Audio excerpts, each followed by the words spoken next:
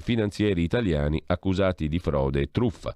La posizione di questo funzionario della Segreteria di Stato, Mauriello, è stata archiviata a ottobre dopo un resoconto difensivo.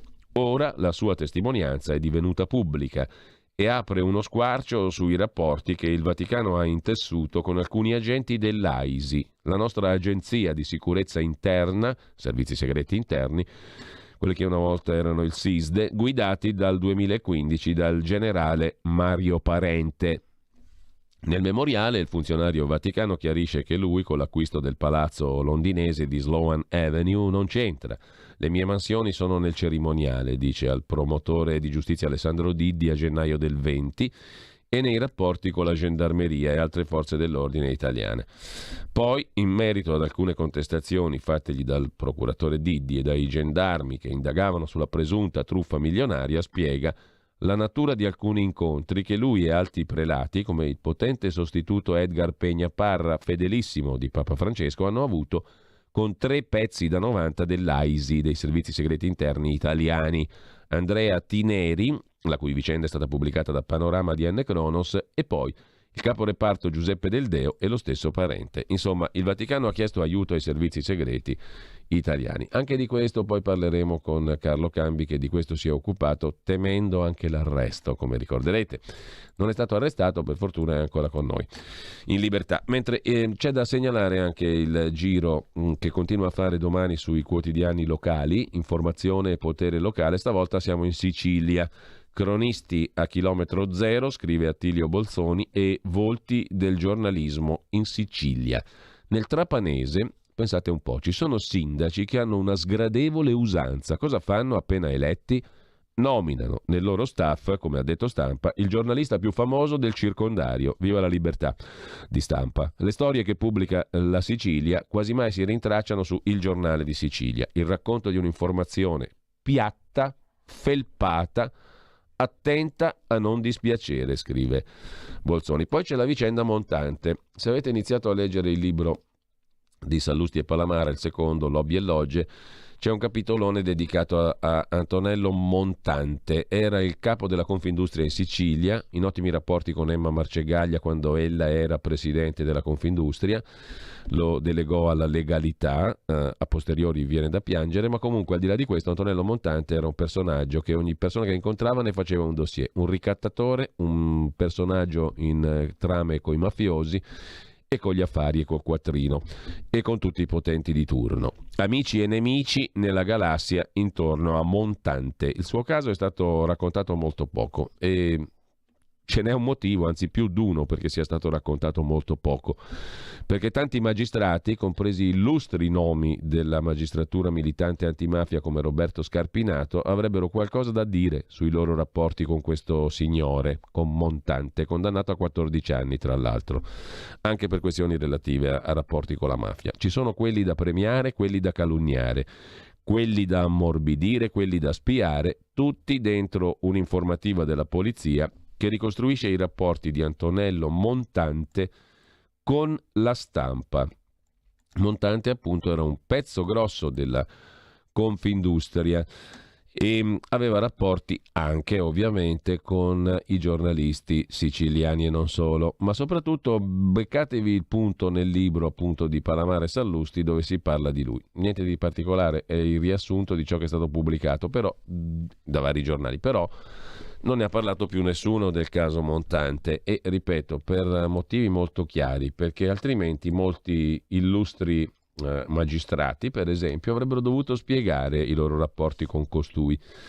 Lasciamo il Domani e chiudiamo con Avvenire, il quotidiano di ispirazione cattolica, che in prima pagina si occupa naturalmente del confine della vita. La Corte Costituzionale ha dichiarato inammissibile il referendum sull'omicidio del consenziente perché verrebbe violata la tutela costituzionale delle persone deboli e vulnerabili. La Conferenza Episcopale Italiana e i vescovi chiedono maggiore attenzione a chi è in condizione di fragilità. Mai incivili scorciatoie per l'omicidio del consenziente, scrive il direttore Marco Tarquinio, e con ciò abbiamo visto i quotidiani principali di oggi. Passiamo a dare un'occhiata adesso anche a Italia Oggi. Eccola qua, Italia Oggi apre la sua prima pagina con la questione degli avvocati, o di qua o di là. A breve sarà presentato un provvedimento che sancirà l'impossibilità per gli avvocati di far parte dell'istituto rafforzato dal PNRR. L'ufficio del processo sarà incompatibile con la professione forense. Italia Oggi è un quotidiano che si occupa anche di professionisti, a pagina 30 il dettaglio. Si occupa anche di politica. Italia Oggi con un'intervista al cofondatore di Fratelli d'Italia, l'imprenditore Guido Crosetto. Le elezioni anticipate sono un regalo enorme al governo uscente, una polpetta avvelenata. Andare al voto anticipato sarebbe un enorme regalo al governo Draghi e a chi teme di perdere le prossime elezioni, perché significherebbe togliere loro la grana della prossima legge di bilancio, che sarà probabilmente drammatica, dice Guido Crosetto, oggi presidente della Federazione Aziende Italiane per l'Aerospazio, la Difesa e la Sicurezza. E di fronte a una situazione economica complessa non ci sono tanti margini di manovra anche per un governo guidato da Mario Draghi. Sempre poi dalla prima pagina del quotidiano diretto da Pierluigi Magnaschi, dove vi ricordo c'è un bellissimo pezzo sull'Ucraina del nostro Antonino Danna, va segnalato, rubrica diritto e rovescio, il corsivo di prima pagina. Sentite un po' qua, la produzione italiana di gas ha raggiunto l'anno scorso i 32 miliardi di metri cubi, scrive il direttore in prima pagina nella rubrica appunto diritto e rovescio. Un minimo assolutamente imbarazzante quello della produzione di gas. Si è infatti collocata la produzione l'anno scorso al livello, incredibile, della produzione del 1954, cioè 68 anni fa, quando le tecniche di ricerca ed estrazione gas erano primitive e rudimentali. Cioè l'anno scorso noi in Italia abbiamo estratto 3,2 miliardi di metri cubi di gas, cioè esattamente come nel 54, 68 anni fa.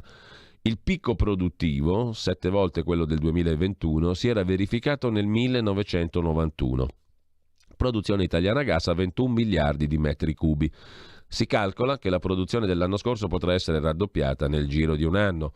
Il caro bolletta del gas è il risultato della politica voluta e imposta dal PD e dai 5 Stelle, che hanno contrastato non solo le estrazioni, ma anche le importazioni del gas, che pure non provocano alcun danno ambientale.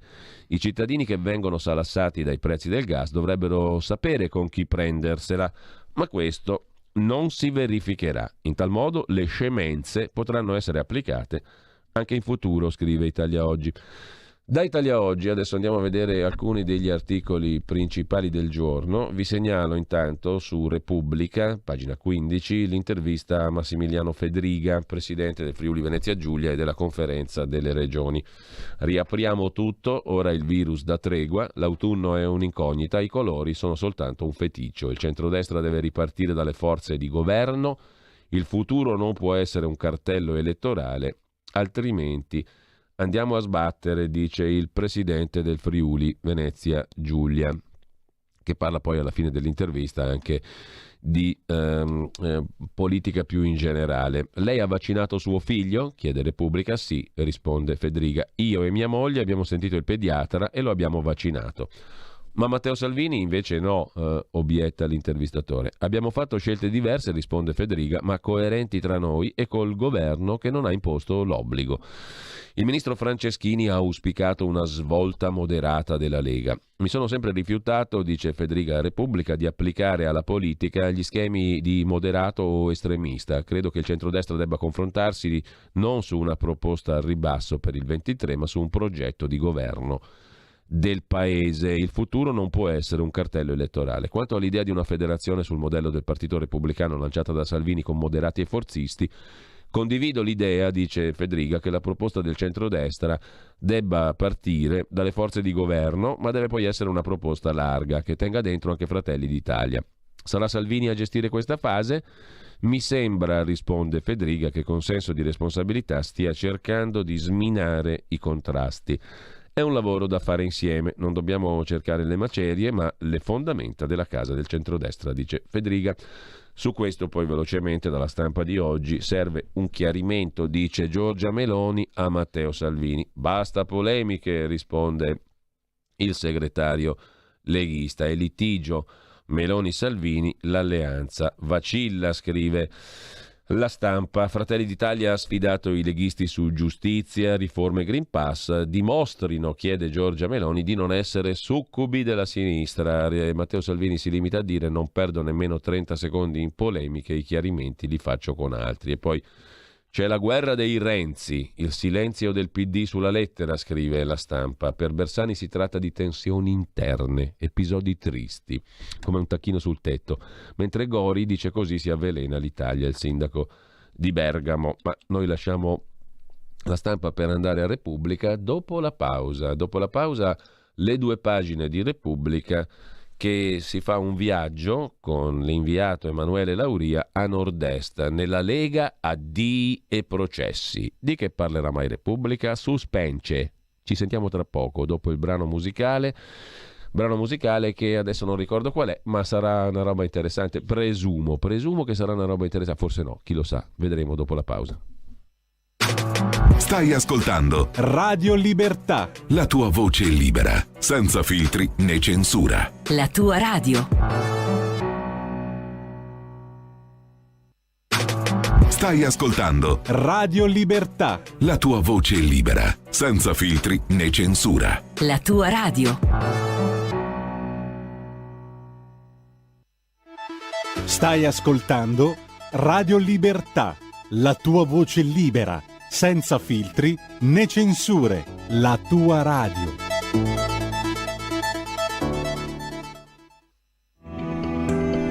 Il meteo.it presenta le previsioni del giorno. Soffiano venti di maestrale sull'Italia, mentre la perturbazione giunta a San Valentino interessa ancora le nostre regioni meridionali, provocando qualche pioggia. Nella prima parte della giornata il sole sarà di nuovo prevalente su tutto il centro-nord, anche se i cieli saranno coperti da diverse nubi a carattere irregolare. All'estremo sud avremo invece ancora residue precipitazioni. Nel pomeriggio ancora qualche timido fenomeno all'estremo sud, mentre andrà meglio su tutto il resto del territorio nazionale, dove i cieli saranno poco o parzialmente nuvolosi e il tempo asciutto. Le previsioni di ilmeteo.it tornano più tardi. Una buona giornata da Stefano Ghetti. Avete ascoltato le previsioni del giorno.